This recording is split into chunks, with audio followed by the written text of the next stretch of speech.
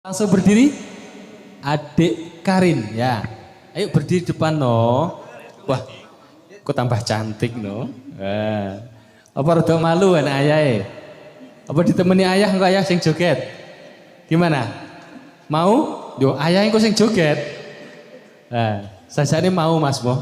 Lah bapake gelem goyang. Oke, Dek Karin ya, kapilut dados.